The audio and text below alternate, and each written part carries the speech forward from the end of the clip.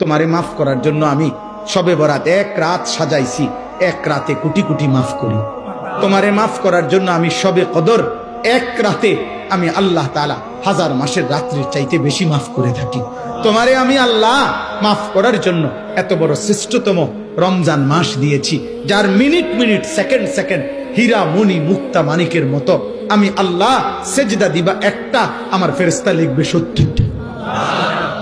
আমি আল্লাহ রহমত দিয়া সাজাইছি, মাগফিরাত দিয়া সাজাইছি, জাহান্নাম থেকে নাজাত দিয়া সাজাইছি। আমি আল্লাহ বৃহস্পতিবার দিবাগত রাতে গুনাহ মাফ করে থাকি। প্রত্যেক দিন তাহাজ্জুদ নামাজের ওয়াক্তে গভীর রাতে কোটি কোটি বান্দা আমি মাফ করি। তাহলে মাফ করার জন্য প্রতিদিন রাত্রে ঠিক করছি, বৃহস্পতিবার রাত্রে ঠিক করছি, শবে বরাত ঠিক করছি, শবে কদর ঠিক করছি, পুরাটা রমজান ঠিক করছি।